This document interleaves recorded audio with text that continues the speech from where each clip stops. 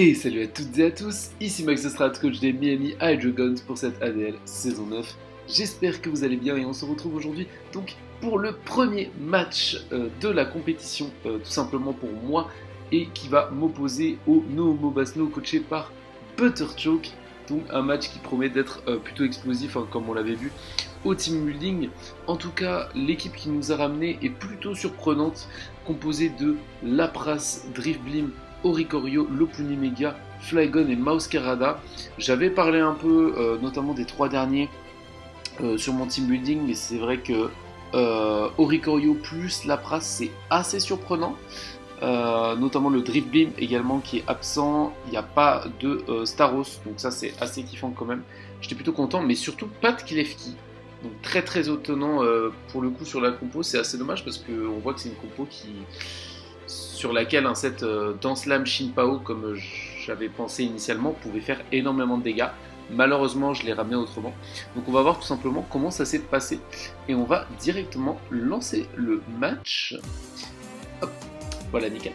Donc je vais directement lead avec Rotommo sur le Mouscarada qui va switcher. Évidemment, le Flygon, personnellement, je ne vais pas chercher, je vais faire une T-Wave directement. Il va chercher à anticiper, il va faire toxique, malheureusement je vais miss la Storm, mais vous allez voir que c'est pas très grave parce que Rebelote, le tour d'après on va tous les deux anticiper, puisque lui ne me fait pas grand chose, de toute façon je peux hard Shinpao derrière sur le Roost, donc une énorme pression qui est mise d'entrée de jeu à Butter, et il va simplement me reveal que c'est son Lapras qui gère, mais je l'avais déjà prévu, c'est pour ça que je tape Ruination, donc un très bon début de match, puisque ça me permet de ramener en plus Aiggy sur le body press, donc là je vais pouvoir directement taper et on va voir que le Flygon il va pas du tout kiffer la flash cannon, donc ça fait vraiment beaucoup de bien. Le Drifblim derrière qui va arriver, tandis que moi je vais switcher sur Oricorio et je vais double sur Audino, tout simplement parce que évidemment j'avais peur du Final Gambit. Alors après réflexion, c'est vrai que j'y ai pas du tout pensé pendant la game. Le Drifblim était Scarf, mais je l'ai été aussi. Et j'aurais pu tenter en fait tout simplement de faire un Hurricane pour weaken le gros drift assez pour que Final Gambit potentiellement ne me tue pas. Et j'ai complètement oublié en fait que la mécanique n'était pas été complètement liée au PV du Pokémon. Et j'aurais peut-être pu survivre avec Oricorio, honnêtement je sais pas. Mais il y a un monde où je pouvais tenir l'attaque, donc c'est un peu dommage de sacrifier l'Audino comme ça. Surtout que ça donne quand même un super match-up maintenant à son Oricorio. Mais bon, on avait un peu prévu, c'est du 5 contre 5. Ça envoie Mouscarada et je vais poser mon Oricorio. Et il va se passer un truc extrêmement drôle. C'est que à ce moment-là du match, je me dis que j'ai un free Hurricane, mais que ce serait un peu dommage qu'il puisse ramener son Oricorio gratuitement. Justement parce que maintenant il a un super match-up, comme je viens de vous dire. Donc je vais anticiper et faire Revelation Dance. Sauf que j'ai oublié comment fonctionnait le talent. Et bah forcément oui, ça peut renvoyer également les attaques offensives, puisqu'on voit que des Danslam, des Quiver Dance d'habitude qui sont reflect par ce talent. J'avais complètement oublié l'attaque signature qui est elle-même une danse. Et donc Butter, qui a plus l'habitude que moi visiblement, va hard sur son Oricorio et va donc me renvoyer directement ma propre attaque dans la bouche, mais cette fois-ci super efficace. Donc là c'est un peu une catastrophe, hein, j'en rigole maintenant, mais là sur le moment c'est une catastrophe. Puisque tout simplement je perds la plus grosse menace de ma team, parce que même Shinpao, vous allez voir, était moins menaçant que ce Oricorio sur le papier. Donc ça me fait quand même très mal au cul sur le moment, et il faut que je rattrape rapidement mon erreur. Donc j'envoie Shinpao directement pour Ice Shard, sans pression. Non, à ce moment-là je crunch parce que je peux me permettre, puisque je tue. Mais il va envoyer Lopunny, donc là évidemment c'est un Free Toxapex, on en avait parlé pendant la vidéo team building. Close combat, voilà, me fait aucun dégât et je vais tranquillement pouvoir taper des pics toxiques. Ouais, les pics toxiques vont être amenés, puisque à partir de maintenant il n'y a que Oricorio qui les prend plus, et ça peut vraiment m'aider sur la fin de game. Voilà, vous allez voir, voilà, le duel qui n'est pas en faveur de Lopin, il va retenter une Work Up, ce qui me donne quand même une information. Là je vais faire la scold, heureusement ça va pas burn. Pourquoi je dis heureusement? Tout simplement parce que le fait qu'il veuille se reset-up maintenant reveal le fait qu'il a façade. Voilà, donc dans tous les cas il l'activera avec les pics toxiques, mais c'est beaucoup plus emmerdant pour lui d'être toxique que d'être burn, globalement.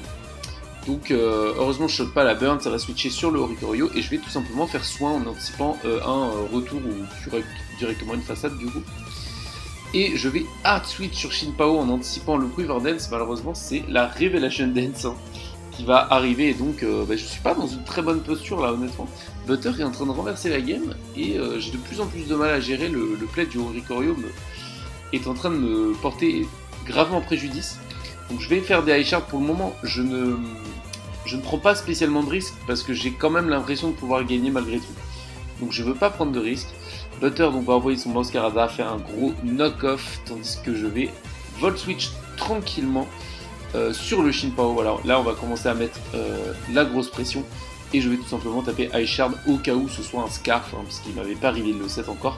Et il va envoyer son Lapras. Vu que j'ai pas d'attaque de combat, je suis obligé de switch sur Rotom. Et là, tour assez important, ça va double switch sur le Pony, donc très bien joué de la part de Butter, et ça va me foutre donc une énorme pression. Il faut savoir que ce switch, je l'ai anticipé. Dans le feu de l'action, je savais qu'il venait. Mais je voulais pas, pour une raison obscure, j'ai pas voulu ramener Aegislash en fait sur le Lapras. Alors que j'avais pas vraiment de raison de pas le faire. Surtout dans le cas où ça envoyait Lop. Parce qu'en fait, ce qui se serait passé, c'est que tout simplement, Lopin se serait retrouvé dans une situation où il est obligé de close combat face à Exagide. Et pour ceux qui ont vu la vidéo Team Building, vous savez que j'ai la Chople Berry et que je peux le one shot derrière. Donc c'est un peu dommage parce que là en fait je vais me retrouver à devoir sacrifier bêtement mon Rotom. Encore une erreur de ma part puisque en fait j'ai un Toxa qui est complètement full life. Mais j'avais peur d'un work-up into façade parce que derrière si je chopais un crit etc c'était compliqué. Enfin si Butter chopait le crit. Mais n'empêche que j'aurais quand même dû envoyer Toxa à ce moment-là, puisque de toute façon il me servait rien d'autre qu'à gérer Lockpin. Et dans tous les cas, avec le poison, il n'aurait pas pu faire grand-chose derrière contre Aishard Shinpao. Donc là, double choke de ma part. Ça devient très très compliqué. La Butter a vraiment l'ascendant dans la game. Mais je peux encore gagner si je m'en sors bien maintenant. Le Aigi donc qui va arriver avec 2 tours de retard, hein, faire son petit lure, mais bon, au moins ça fonctionne et je n'ai plus à me soucier du Lockpin. Et donc maintenant c'est le Oricorio qui va arriver. Et là, je tape King Shield, ça va parfaitement être anticipé de la part de Butter. Bon, il faut savoir qu'à ce moment-là, je ne connais pas du tout le set de Oricorio et je le soupçonne potentiellement d'être Scarf. Je suis pas encore sûr. Ce qui fait que forcément King Shield est le bon play à ce moment-là, puisque même s'il fait Quiver Dance, j'ai un Revenge Kill avec Shinpao qui est gratos. Donc c'est pas si grave que ça. J'envoie Toxapex au sacrifice du coup. Sauf que il va faire Roost et Roost était complètement sorti de ma tête. Et là autant dire que je viens de faire un choke qui est potentiellement fatal parce que Oricorio peut potentiellement finir la game en fait. Et j'ai voulu, je multiplie un peu les petites erreurs qui sont pas fondamentalement gravissimes, qui ont toute une cohérence dans l'idée, mais qui dans le flow de la game me mettent énormément en difficulté. Et donc là, ça va être vraiment très très compliqué de revenir dans cette game.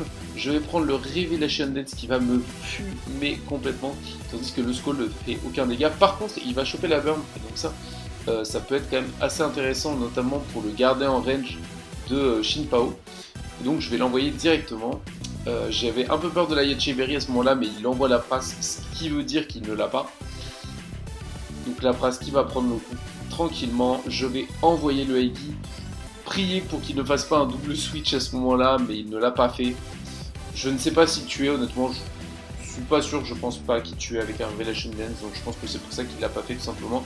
Le Whirlpool va miss, donc ça n'a aucune incidence sur la fin du match, vous allez voir, mais c'est quand même un peu gênant pour Butter.